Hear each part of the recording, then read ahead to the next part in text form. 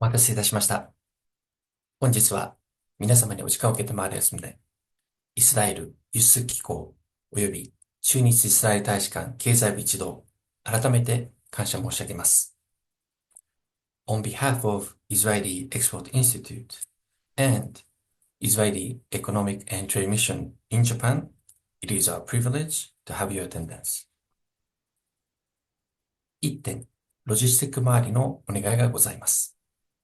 イスラエル企業へのご質問は、画面下にございます Q&A 機能をご活用願います。お手数ながら対象となりますイスラエル企業を明記いただき、言語は英語にてお願いいたします。For questions to pitching companies, we ask that you kindly utilize the Q&A function at the bottom of the screen. Please also indicate which Israeli company before addressing your inquiries.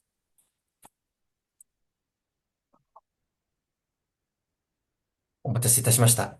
開会にあたりまして、ギラッド後編大使、はじめ経済講師よりご挨拶を申し上げたく存じます。As we proceed, our ambassador and economic attaché to thank you all and share some words. Ladies and gentlemen, Ambassador Gilad Cohen. Ambassador, please kindly proceed.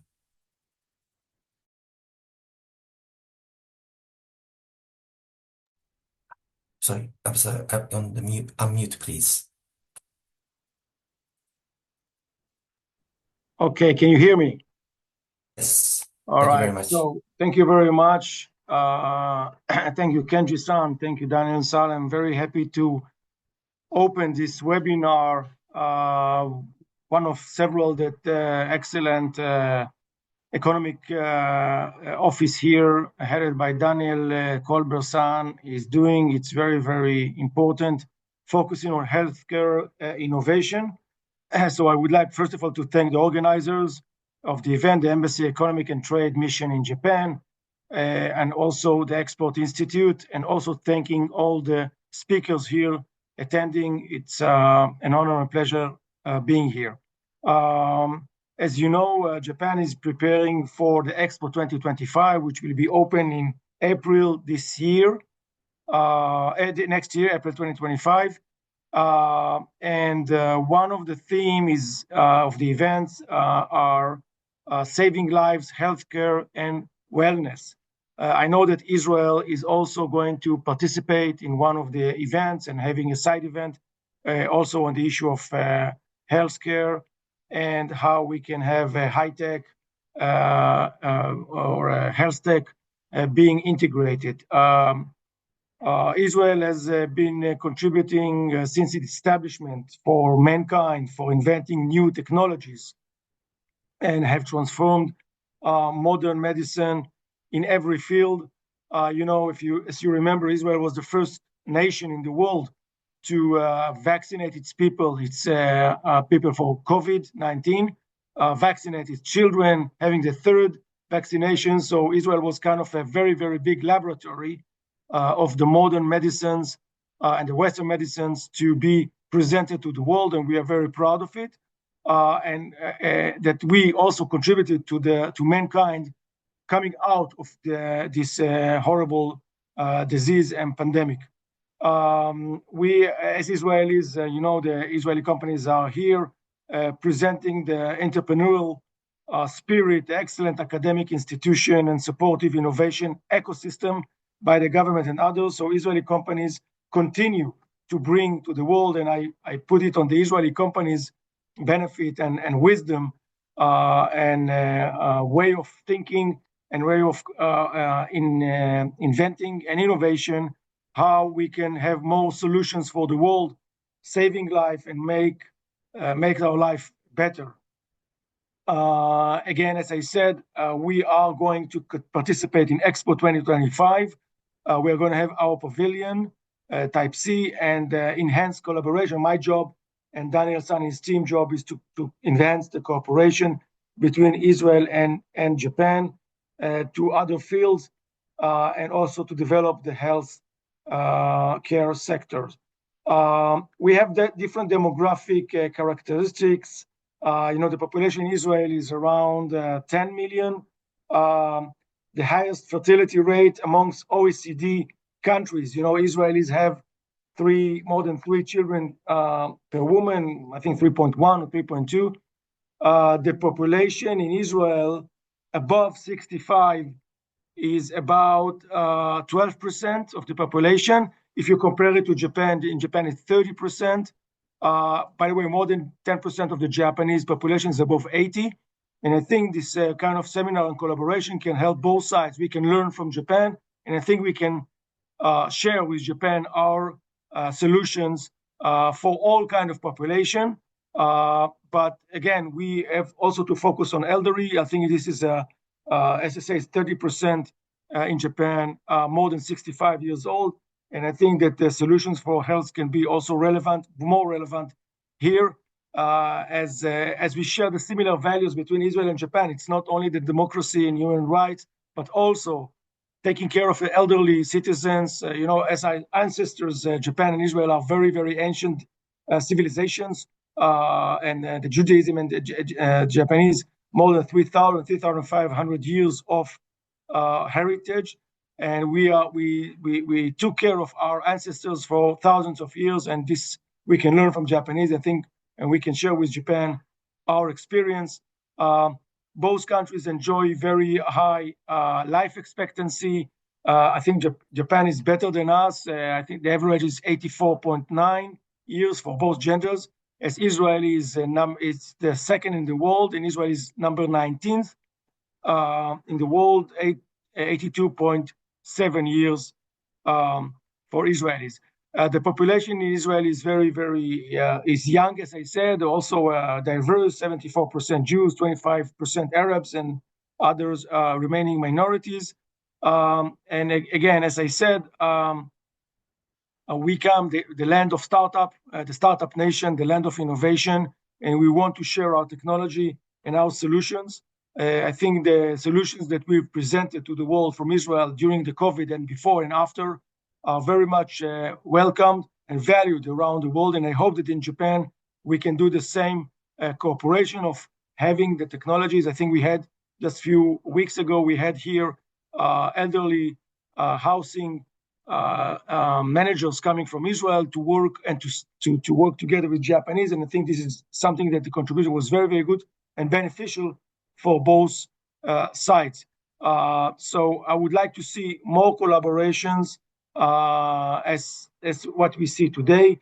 It will be, in Israel now we are working on. There is a ceasefire in the south, in Lebanon, and hopefully there will be some movements in the south. And I think very soon, I hope that we will come into the challenges of working there will be eliminated. But I don't see any problem of doing the right thing now to contribute to mankind, to contribute to Japanese, to contribute to Israelis, and to everybody on the health innovation and the health contribution to both sides can present. There are direct flights now between Israel and Japan all year long. It's very easy to come with Elad, with Kocher, with Anna soon. We are working on a free trade agreement between Japan and Israel. We are working on collaboration in many, many fields. Health is one of them. But I think the ecosystem, the investments of Japanese companies in Israel, there are over 90 Japanese companies who have their offices in Israel, in innovation centers and laboratories. And the major companies, I think Daniel San can elaborate more on this, are working with Israelis for many, many years. My job and Daniel San and all the team of the embassy job is to make more connectivity between the Japanese companies and Israeli companies and the ecosystem, to create ecosystem that will be beneficial. This is why we are working for free trade agreement. We're working on a working holiday visa to have 200 Japanese youngsters until the age of 30 to come to Israel every year, and 200 Israelis coming here. Very soon, I hope to ratify this agreement and many, many more fields. So it gives me a great honor and pleasure to open this event and to wish you all a very good seminar and collaboration. We are here, I'm here, the economic attaché is here and his team to help you. If you have any question, if you need us in the future for follow-up, to have more connectivity or more connections, or to know about who can match another company or a different company, we are here for you to do it. This is our business, to make business between Japan and Israel more profitable and more expanded for both sides. So, toda raba, arigato gozaimasu. Thank you so much and good luck. Ambassador, thank you very much. 次に、ダニエル・コルバー、経済講師よりご挨拶申し上げます。Attaché Daniel Kovar, leading the Economic and Trade Mission to Japan, will now share some remarks. Daniel-san, please kindly proceed. Thank you, Kenji-san. Thank you very much, Ambassador Cohen, for honoring us with your presence at this webinar with the greetings. Certainly, this event is a good opportunity to create some additional business collaborations between Israel and Japan. This is what we are here for. Israel Economic and Trade Mission in Japan. We have our offices here in Tokyo at the embassy and also in Osaka. We are part of Israeli Ministry of Economy and Industry, Foreign Trade Administration, operating 45 economic and trade missions around the world. And we here in Japan have the privilege to try to bridge between Israel and Japan, and the synergies between Israel and Japan are so amazing. Two economies that are complementing each other. This brings about a lot of collaborations, and I would like to quickly just show you a few collaborations from the recent times. This is what you see in the slide here is from our website. Just in the last few weeks, collaborations that were published. You can see here a few in the healthcare sector, like this, Orasis Pharmaceuticals, Air Doctor, this one, babies. There are other many in the field of cybersecurity, automotive industry, food tech, etc. But what we see is that Japanese companies are very eager to collaborate with Israeli companies and vice versa. And this makes us very happy. And if we look at investments in the past year, there were more than 50 investments of Japanese companies in Israeli companies. This is just some examples. These are all deals that were actually published. And you can see the date, name of the Japanese investor, the Israeli company, the sector, etc. These are not all. That's what I managed to squeeze in one slide. So what we see is that really business continues and the momentum is very, very strong. And also you can see here, this is not about Israel, Japan, but investments in Israel in general that have been increasing in the past year. So that's good news. You see here from 2014, this chart we had in 2021, everyone knows valuations were very high. And this is, the chart is in line with what we see in other countries as well. So we see a very nice peak in this last 3 quarters of 2024, an increase in relation to last year. So we invite you to join us also for our future events. We have many events coming up. Ambassador mentioned the expo. We will be there with an Israeli pavilion with a lot of events. So please stay tuned to information from us about this. And of course, healthcare and wellness will be one of the focus areas for us. And other events as well, like next month, there will be CES with a nice pavilion with several Israeli companies exhibiting. That's relevant as well for healthcare. So we look forward to continue communicating with our partners in Israel and in Japan, such as the Israeli Export Institute. And thank you very much, Alberto, and your team for this collaboration. And without further ado, I'd like to wish everyone a very interesting and fruitful webinar. And I would like to thank the Israeli companies who are here with us today and looking forward to their presentations. So I invite all of you to, after, if you haven't scheduled your meeting with the Israeli company, yet to do so, and we are here to facilitate that. ありがとうございました。Thank you very much. 皆さん、Thank you very much. それでは、向こう1時間ほどお時間をいただき、6社をアルファベット順にてご紹介させていただきます。For next hour, 6 companies in alphabetical order will showcase their offerings. では、トップバッターを務めますのは、フェムテック領域のガイントゥールスになります。ニムロスさん、please kindly proceed. Thank you. Can you see me?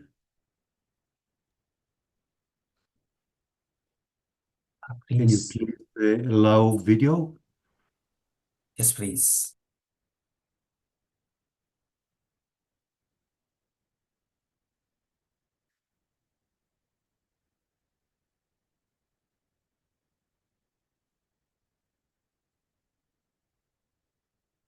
Good afternoon. Please allow the video.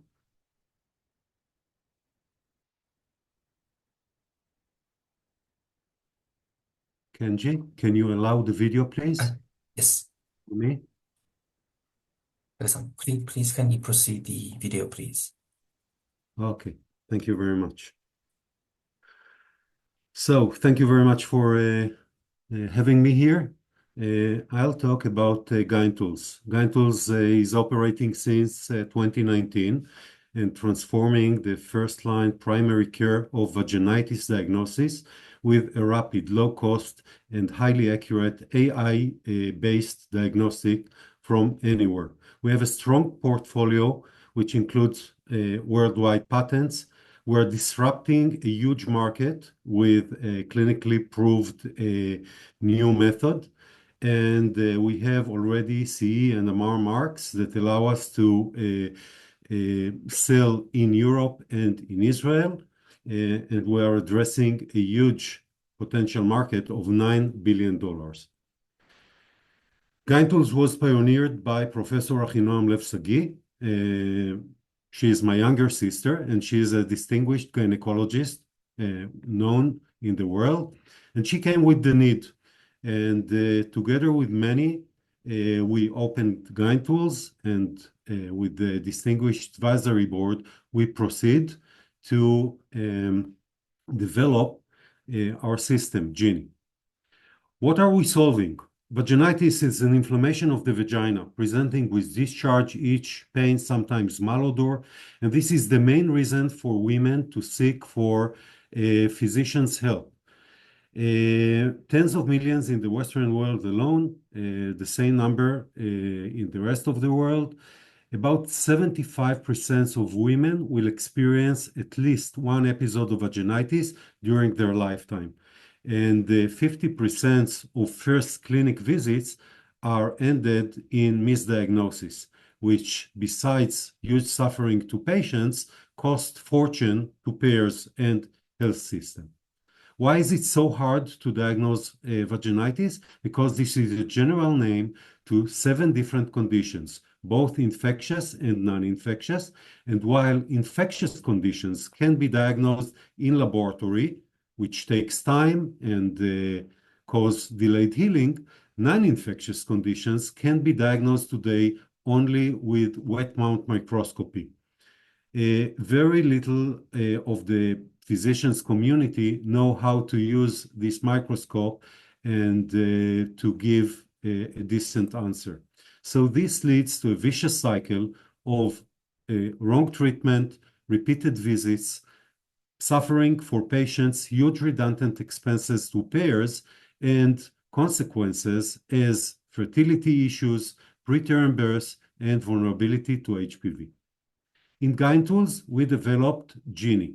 Genie is the first and only point-of-care system that allows, within 5 minutes, from a single swab, to diagnose all 7 conditions without need for expertise. Let's see how it works. The physician takes a vaginal swab, pulls it through the cassette. The cassette already contains the needed liquids, the needed reagents, and a measurement means for pH. The physician wave in front of the scanner, the tabletop scanner, put the cartridge inside the cradle and wave again. When the cradle moves in, the physician ticks into closed boxes the appearance of the patient complaints, and her age, year of birth.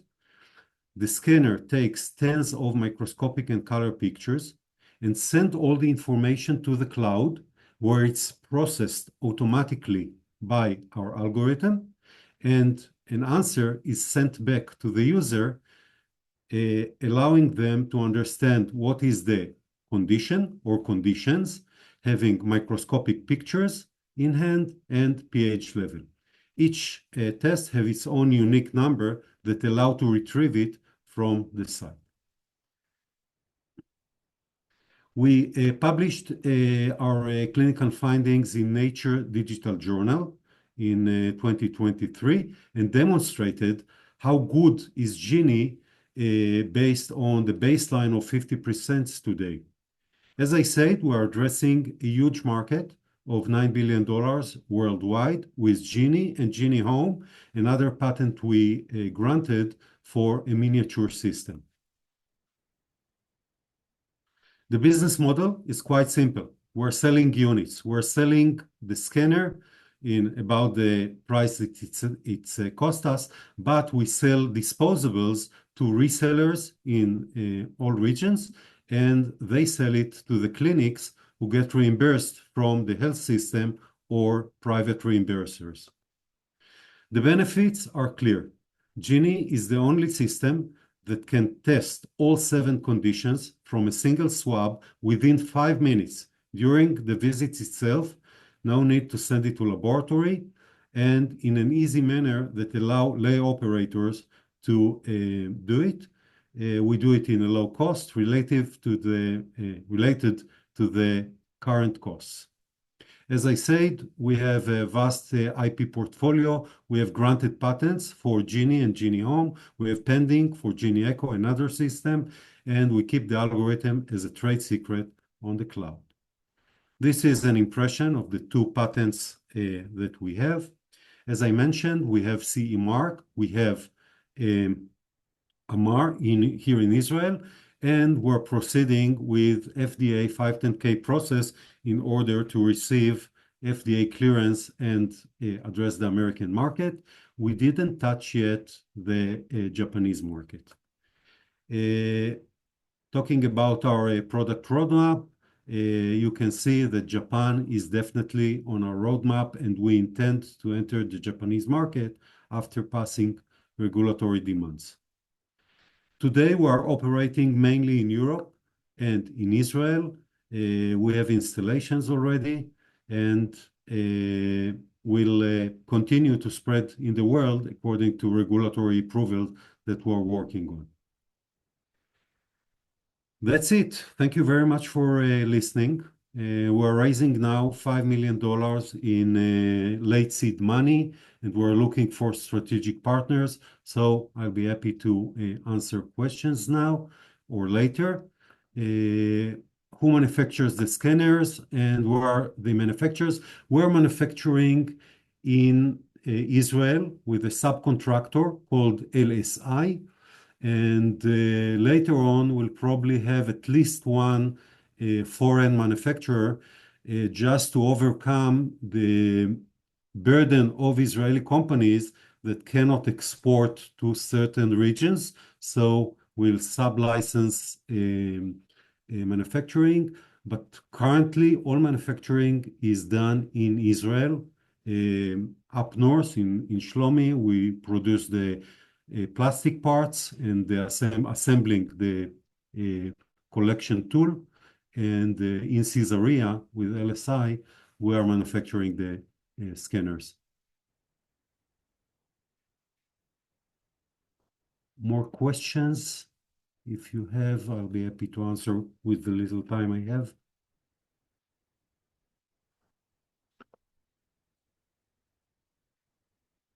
Okay, so thank you very much for listening. and see some of you later on.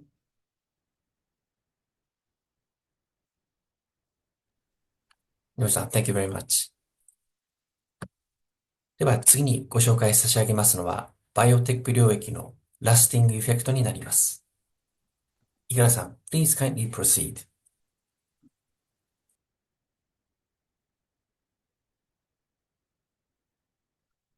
If it's possible to open my view.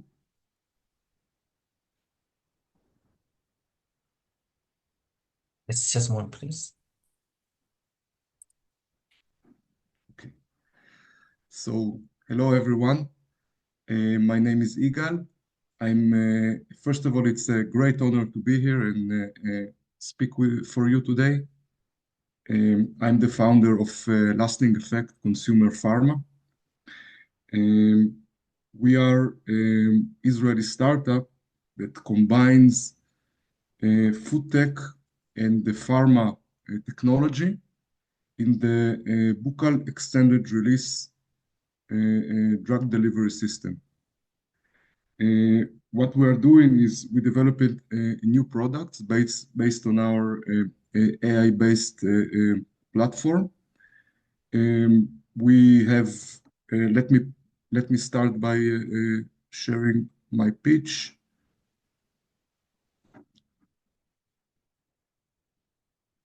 Yeah, please. Okay. So basically, if you go to the pharmacy next door, you will see that even though the buccal extended release technology is well known, there are very little products, especially extended release products. And even though this buccal extended release route has a lot of advantages, but still no products. Why is that? This is kind of paradox. It's because of several technological barriers and poor user experience, which is solved by food tech technologies and combining it with the pharma technologies. We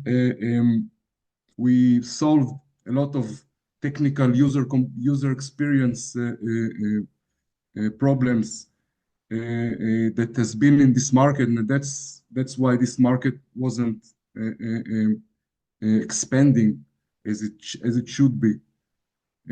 For example, we have technology for enhanced salivary glands to generate saliva.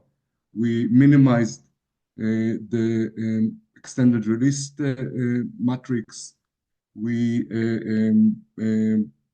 enabled to dissolve lipophilic materials in saliva, which is very, very difficult because of small amount of saliva and the interchanging of this.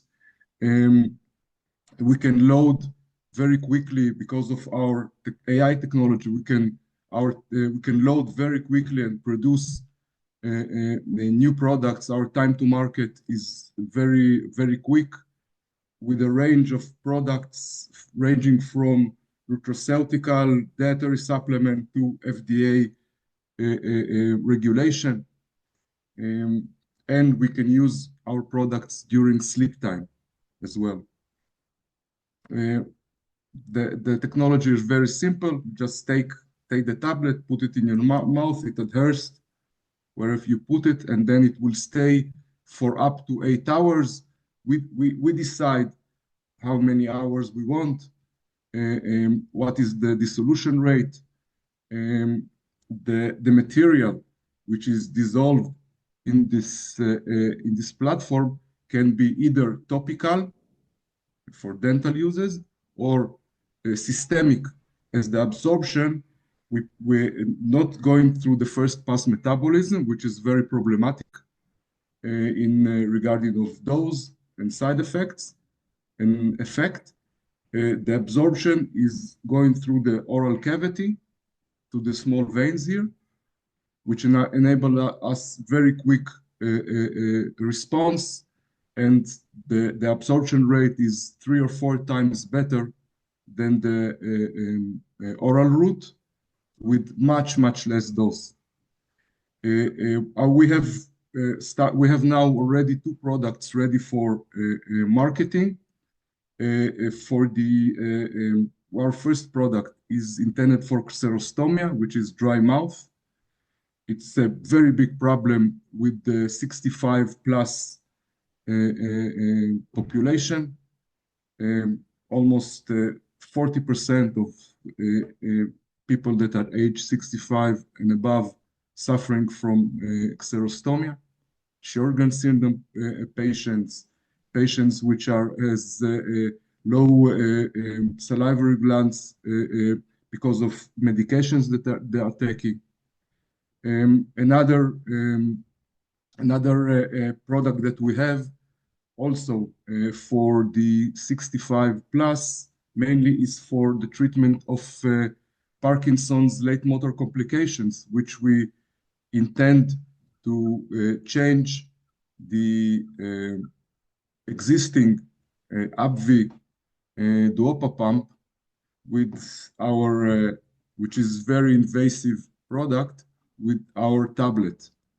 This is our mission. Our mission is to substitute invasive medical devices intended for extended release with our buccal extended release technology. We have right now we are starting a clinical trial with a very big Israeli healthcare company called Maccabi, which is also a partner. And we are for the treatment of gingivitis, which is here, which is sorry. This is a gum disease which affects like 3.5 billion people around the world. Also very, very common for elderly people. This you can see the API which is loaded on the tablets for gingivitis, how it is reduces all the germs causing gingivitis from 100 availability to almost less than 10. You can see the product compared to other product that treating the same problem. The efficacy is much better. We are looking for research partners to develop new products. We are looking for companies that will develop with us new products based on our technology. We're looking for companies that can take our existing products to the Japanese market. That's it. Thank you very much. ヤオさん、Thank you very much. 次にご紹介差し上げますのは、データマネジメント領域のミディクローンになります。マティウスさん、please kindly proceed. Thank you and good morning, everybody. It's a real privilege to be here, and I'm going to talk through some of the capabilities that we have at MDClone.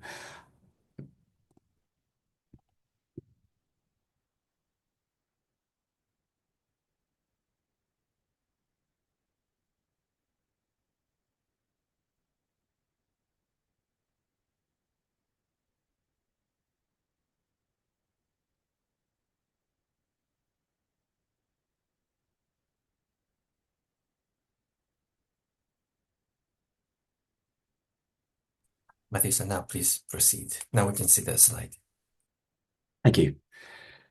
So at MD Clone, we are a data and analytics platform company, and we work with leading hospitals and health systems to enable them to get more from their data. And really, we help them do three things. We help empower their staff to get the data they need, and we enable clinical staff to get the data they need for quality improvement, financial improvement, research, and collaboration with innovators more quickly. And we enable organizations to do this without having any technical skills or data science expertise. So we really help put data in the hands of the people that need it and the experts. Within our platform, we also have a privacy enhancing technology built in. So we enable the analytics to be done on either the real data, de-identified data, or synthetic data. And I'll talk a little bit through about what that means in a moment. We're working with leading organizations all over the world. So we have 100% coverage in Israel. We're also working with some of the biggest institutions in the United States, including Intermountain. We're also working with regulators, including the Food and Drug Administration, and we're working in the NHS in the UK as well. And yeah, we're very much looking forward to expanding into Japan as well. So we know that data is a huge challenge for healthcare systems, and there are lots of problems that organizations have in actually getting the data.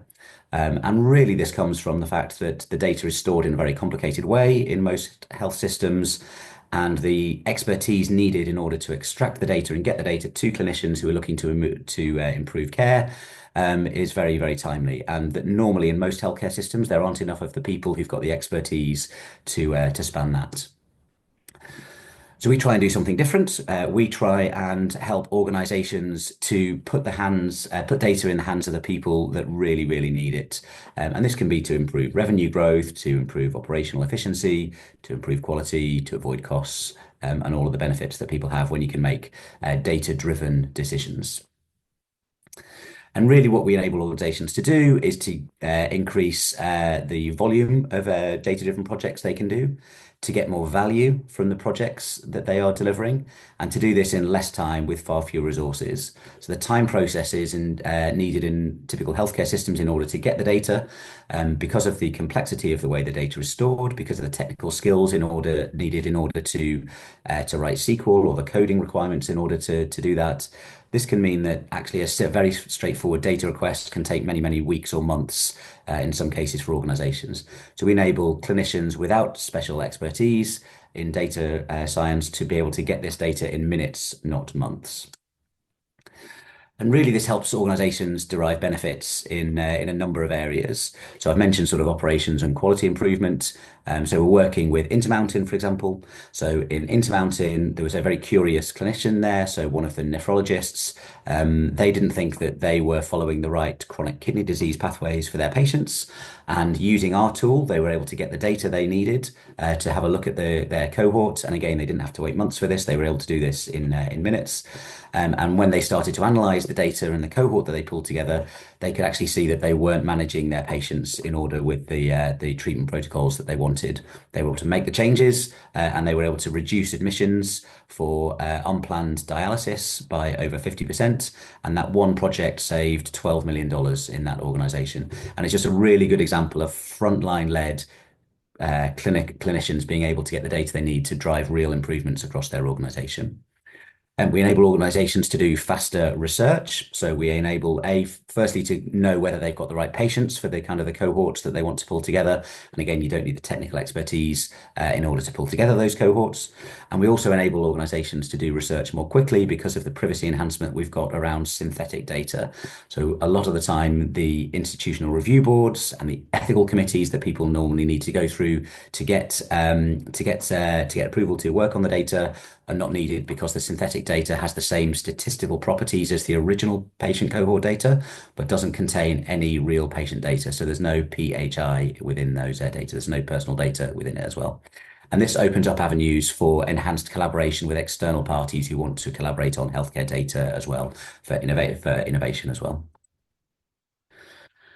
I'm going to very quickly talk about how we do this. So in terms of kind of how we help kind of get the data together, and we recognize that there were kind of four main barriers that healthcare systems face in order to get that data. So firstly, around privacy and security. So we're talking about really, really important protected data. So what we do with this, we recognize that de-identification and pseudo-anonymization, so typical techniques that can be gold standard privacy protections, even though they might be regulatory compliant, they're not enough. You can re-identify these patients in a lot of the cases. There was a recent Lancet Digital study that showed that 87% of pseudo-anonymized patients could be re-identified. So our solution is that we enable organizations to create synthetic data. So once the clinicians pull together their patient cohort, if the organization has given them permission to work on the real data, they can just go and work on the real data. And we typically see this for sort of direct care uses of data. If they don't have those permissions, the organization can grant permission that the user can only have access to synthetic data. And then our system will create a fictitious cohort based on the parameters that the clinician has inputted as well. And they can work on this because it has the same statistical properties as the original data. Secondly, around data complexity. So what we do with organizations is that we create a longitudinal event-driven data lake for organizations. So what this means is that we give organizations a series of patient stories. So we ingest the data, again, all behind the firewall of the organization that we're working with. We create an event-driven data lake for the clinicians to explore, and our user interface, the Adams platform, sits on top of that as well. But this is such a key barrier because this now suddenly takes away all of the questions about where the data is stored, which particular part of the organization, how it's structured. We take away all of that. And by thinking about data in terms of a linear set of events that have happened to individual patients, we're actually changing the mindset because we are now thinking the language of the clinician, not the language of the data scientist. We've got natural language processing tools that can help with unstructured data. And then we've got a very simple user interface that enables organizations, clinicians within those organizations to access it. Here's a quick screenshot of what our system looks like. So you can see that you don't need to kind of write any SQL or any code. You can just kind of type in keywords in order to get the data that you need. So that's how we solve kind of the access side of things. We help organizations get more value through our platform. So it's called Adams, which stands for Ask, Discover, Act, Measure, and Share. And you'll see that this is kind of a typical learning health system approach to healthcare. So Ask being how a clinician can kind of use the query tool in order to pull together the cohort. Discover being the analytical functions built within the tool, and the analytics can either be done within the Adams platform or exported to the preferred technology that the organization uses. Act, obviously, you want to do something with the information, so we enable organizations to kind of track the actions that they take, and then we enable organizations to go back and measure the impact of those. And then through our privacy enhanced synthetic technology, organizations can share this their findings with other leading organizations. And there's a little screenshot there in the corner of what we call our global catalog. So this is a catalog of health improvement projects from leading organizations all around the world.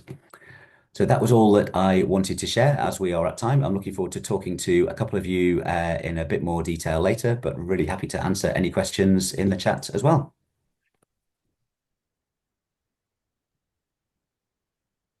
Matthew-san, Thank you very much. では次にご紹介差し上げますのは、パルスオキシメーター領域のオキシトーンになります。オファーさん、please kindly proceed. Hi. Good afternoon to all of you. My name is Ofer, and I am the CEO and co-founder of Oxyton Medical in Israel. What we are claiming to do is basically to offer a continuous remote patient monitoring solution. We are addressing two types of use case. One is chronic disease patient outside of the hospital, when they are going home, discharged from hospital, senior home, nursing home, whatever. And next year, before mid of next year, we'll come out with pregnancy monitoring. It's now in development, but it is in the final stage. We got a good result, and we can monitor women during the pregnancy period. So if we'll start with the chronic disease, I think that we all know that people living longer. Japan is well known on the percentage of people, of elderly people, and so they are typically suffer from chronic disease or multiple chronic disease. They have to live with the disease for many years, and they prefer to be outside of the hospital. Hospital is not the place for chronic disease patients. The current solutions that you will find in the market today are very inefficient. If you need to be under remote patient monitoring, you will get a set of devices. You have to do some measurement once a day, twice a day, once a week, whatever physician define, and then it have to be reported to the physician. But the physician just getting spot check measurement once a day, typically during the day. He doesn't know why it's happened. It's missed a lot of events. And in many cases, patient don't remember to take the measurement. So it's very inefficient solution. So what we have done, we came out with a solution that start with a device sitting on the wrist of the patient. It's look like a watch, but it's a full medical device, FDA and CE approved. The patient wear our device 24/7, and the device is taking measurement every 1 second during day and night without any patient action and no need for any patient intervention. All the data that measure are uploaded to the cloud, and basically on the cloud we can analyze it and detect events, trends, generate a report, alarm, whatever needed. So it's like a dashboard for a human being. The parameters that we are measuring are a variety of vital signs. It started with oxygen blood saturation, SpO2, pulse rate. Together it replaced the fingertip device that is well known. So it's replaced without the fingertip probe. Heart rate variation, stress level, activity. We have a full sleep analyzing. So we have a sleep pattern, respiratory rate, skin temperature. All of these parameters are available today. We are now in the final stage of development of cardiac output and blood pressure. It's a cuffless solution. So it's measure this parameter again every 1 second, day and night. You cannot sleep with a cuff-based traditional blood pressure monitor during night. It will wake you up. So we are coming with this solution. It's already in the final stage, release beginning of 2025 in Q2. The next parameter will be the hydration. So basically, it's a full parameter, and we can monitor patient out of those. This is just an example of a sleep report or overnight report that generates automatically after you sleep with our device. So we just show you the capability, distribution of oxygen, saturation during overnight, distribution of respiratory rate, pulse rate. We have actigraph in the device, so we can show when the patient went to sleep, when he wake up, how many times he wake up during night. Heart rate variation, we show the gradient, we extract from it the stress level. So it's really informative solution that came out automatically from the system. Since we are measuring multiple parameters and some of the parameters are correlated to each other, we can indicate solution of the situation of the patient based on few parameters. I can elaborate later on. We have a unique technology. It's patented. We are measuring around the ulna-bone, around this bone. This is the only place to get accurate measurement, and we prove it during our FDA process. We have FDA, CE, we have 30 granted patents. Our cloud is compliant with GDPR and HIPAA, and we got a very good compliance from patients when they are discharged from hospital. As I mentioned at the beginning, we are now in front of release of pregnancy monitoring. and it's very soon. The current solution is very clumsy and not really efficient. 10% of the pregnancy event are high risk preeclampsia, and the solution that they have today is either to stay in the hospital or to get a set of measurements to do every day. So what we have done, again, we are using the same technology, and we succeeded to measure, as I mentioned before, blood pressure, pulse rate, saturation. So it's really an indication that needed for a high-risk pregnancy. But more than that, we succeeded to measure the fetus pulse rate from the woman wrist. So it's basically allow us to know not only the mother situation, but also the fetus situation. And of course, it's very helpful to the physician to know what is the status of the fetus, but not only for high-risk patients. In many cases, even the normal pregnancy, especially on the third trimester, once the fetus is big, it doesn't move and the woman doesn't feel it. So she's running to hospital or to a clinic for a test. And 99% is okay, but we can save it. And by looking on the device, you can see that the fetus is okay. So this is a peace of mind. So we are addressing multiple segments, chronic disease, pregnancy monitoring, and sleep apnea. This is just showing the FDA result of our device, and you can see that we are accurate from 100 to 70, plus minus 2%, while FDA requirement is plus minus 3. So basically, it's better than the requirement. The same for respiratory rate. And we are today the only solution that can measure SpO2 and different parameter over the wrist without meeting FDA requirement. So this is very unique position. If I'm comparing it to a consumer device like Apple Watch, Garmin, Samsung, they don't have any validation. They are not accurate. And since they are not addressing this market, they don't have the platform to generate alarm, report in medical grade. The same go to pregnancy monitoring. The current solution that can show the fetus pulse rate are very bulky.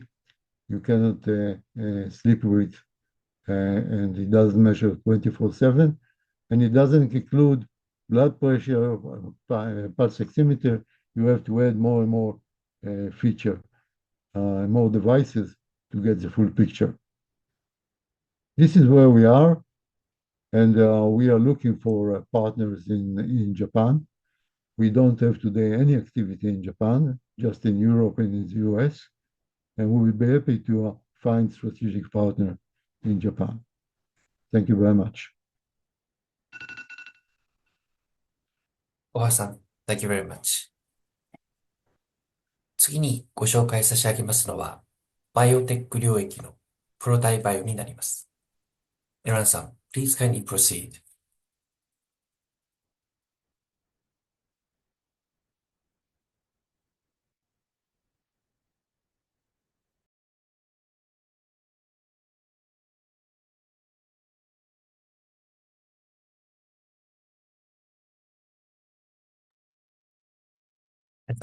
Before you proceed, if you could go back again, and also turn on your camera, please.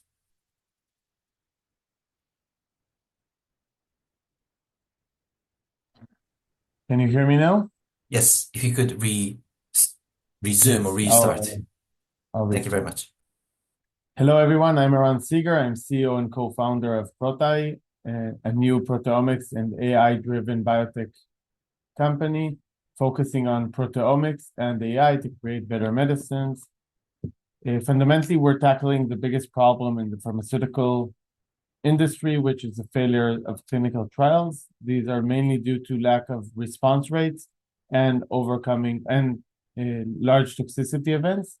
And by discovering the best drug for the best patients, we're trying to improve the failure rate and overcome the response rate barrier that creates most of these failures. Why proteomics? The majority of biotech companies and computational biology companies are focusing on the genomics and transcriptomics, the DNA and RNA for their computational method. But in the end, most of the drugs are tackling proteins. And by mapping the proteomics and the proteins of a given disease, we add functional visibility and create better biological explainability, which in turn improves R&D outcomes throughout the process. To do that, we've created an end-to-end platform starting from high-quality proteomics data. We're mapping the proteome itself, but also the changes that happen to the proteome after the protein is generated inside the cells.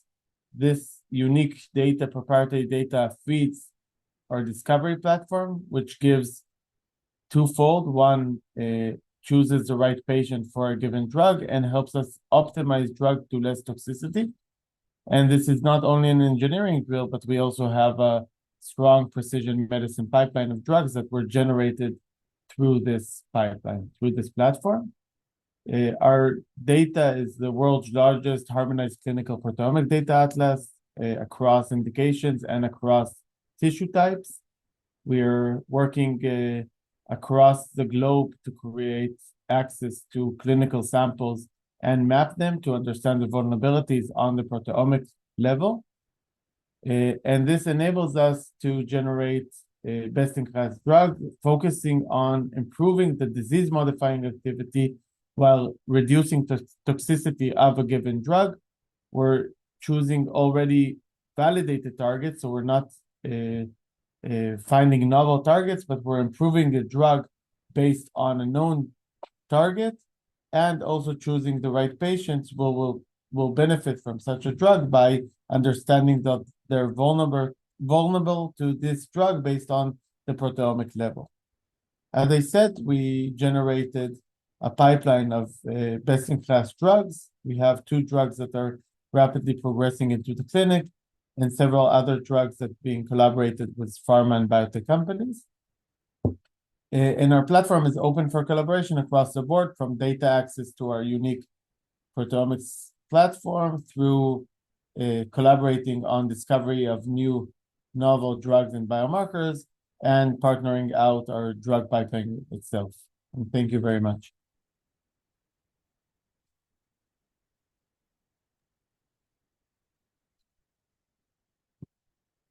So thank you for your input. では、トリを務めますのが、神経科学領域、クワンタレックスになります。Iftachさん、please kindly proceed.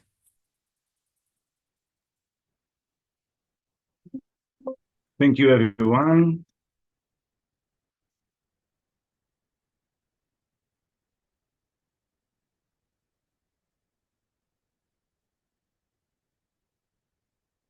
Just confirm that you see the slides and I can start. If you could, now, yes. Please Okay. proceed, yes. Thank you. So, hi, everyone. My name is Iftach, and I'm the CEO and co-founder of Quantal X Neuroscience, the company which developed the Delphi MD device. Delphi MD is a neurodiagnostic device that enables an early, accurate, and objective diagnosis of any brain condition at any point of care in any clinical setting. The system is approved by the FDA in the US, approved in Europe, CE mark, has an ISO certification, the company, of course, and of course, approval for the Ministry of Health in Israel. Just a general overview of the market. One of the biggest, or maybe the biggest unmet need of the medical world today is actually brain disorders. Brain disorders, when you look at the patient journey, have one thing in common to all degenerative brain disorders.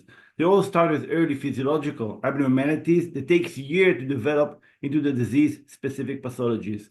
However, today, at the point of care, at the either primary care physician office or the brain specialists, neurologists, psychiatrists, geriatrics, they don't really have any tools to understand whether the brain functions normally or abnormally, only until very late stages of progression, when the abnormality or condition is already evident in either an MRI or a cognitive assessment, which is used in a subjective way to evaluate brain health, leading to the majority of age-related brain disorders like dementia, stroke, Parkinson, Alzheimer's disease, and so on and so forth, to be misdiagnosed, late diagnosed, or completely undiagnosed. Understanding this, we took basically the principle that exists for the last 4 decades in basic neurological or neuroscience that basically enables an early physiological evaluation of brain function, exactly like heart or EKG or cardiology, to understand whether the brain functions normally or abnormally. And we developed the Delphi MD device. Delphi MD, as you can see here in the picture, can be used in any point of care, in any clinical setting, by any technician. It doesn't require any participation from the patient side. It's completely proven, of course, technologically, have a lot of clinical evidence, as I'll show you in a second, non-invasive, radiation-free, and can be used in any clinical setting. The principle of operation of the system is combining 2 technologies of brain monitoring using electrodes and brain stimulation using high-resolution magnetic stimulation, as can be seen here. This small probe in the size and the weight of an iPhone stimulates the brain automatically over 6 hubs over the brain network, physiologically evaluating or giving a visualization of brain network health in real time. That's why many physicians in the US that work with the system call it the brain EKG, which is, of course, a simplification of the technology, but actually makes a lot of sense.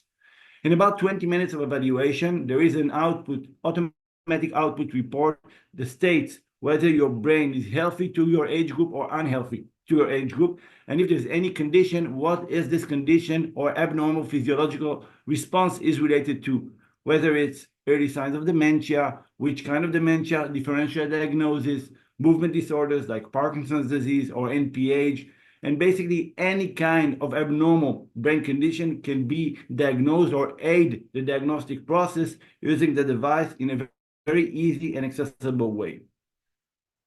The system, of course, gives significant clinical insights automatically in about 20 minutes of evaluation. It's an end-to-end solution, providing with the algorithm and the data acquisition an automatic output report in an effortless way, optimizing the process of brain evaluation and an accessible any point of care use, and can actually provide essential benefits to the physician, of course, for the patients.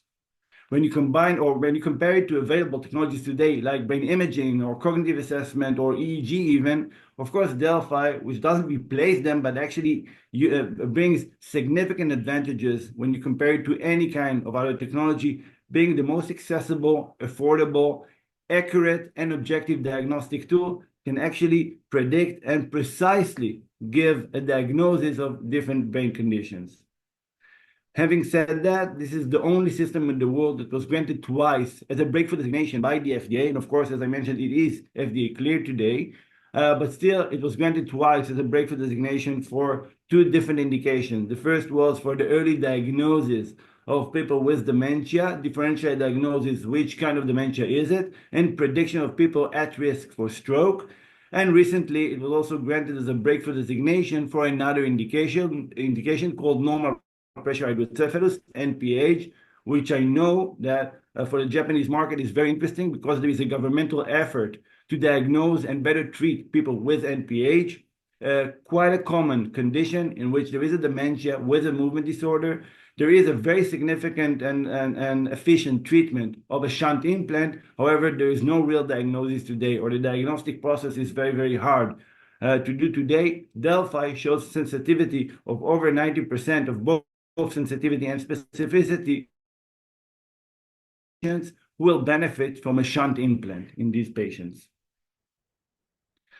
Of course, the system and the data is supported with a vast clinical use and publications over the years that we've been developing this system.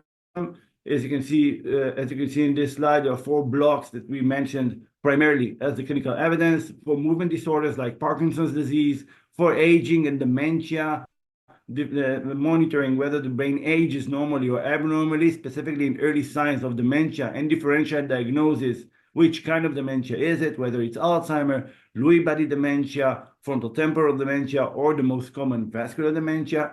Of course, stroke, traumatic brain injuries, Tourette syndrome, psychiatric disorders, normal pressure hydrocephalus, and of course, other clinical indications which are at use today in the different clinical settings where the system is at use today. Of course, the majority of our focus today was primarily on the Israeli market and the US market, where, as you can see, the system is already deployed in many academic and leading medical centers, providing data and providing a lot of clinical evidence for the system, of course. The system includes basically two products in our portfolio. The main one, of course, is the clinical Delphi MD used for brain health assessment and aiding the diagnostic process.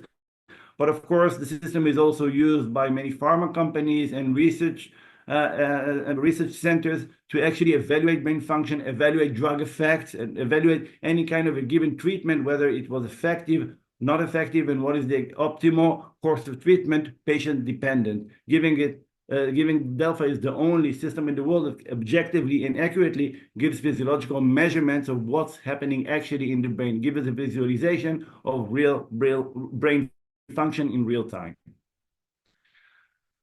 So going back to the patient journey, as I mentioned before, Delphi MD provides significant value in 2 points in the patient journey, both to the brain specialists, neurologists, psychiatrists, but also at the point of care by the GP or any kind of primary care professional that can actually detect accurately and optimally and provide the optimal personalized treatment and monitor the efficacy of any given treatment using this device.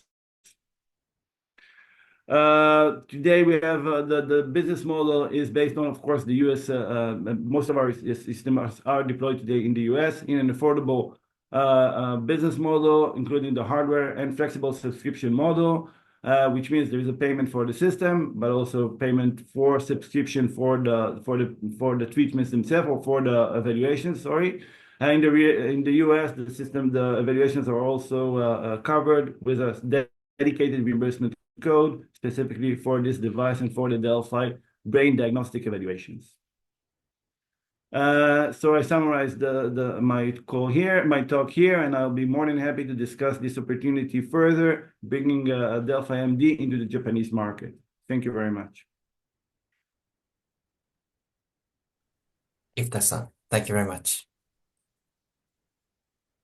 最後に、これら企業をまとめております。イスラエル輸出機構、ヘルスケア領域担当よりご挨拶申し上げます。Quick word from the Export Institute, which played an integral role in forming this group of strong companies. Abur-san, please kindly proceed. Hi, thank you, Kenji. Thank you, everybody. First of all, I would like to thank all of you, the attendees of this webinar, and I would like to thank Daniel-san and Kenji-san for organizing this project with us and the 6 Israeli companies pitching for you today their innovation. My name is Alberto Spizzichino, and I'm the head of the health tech sector at the Israel Export Institute.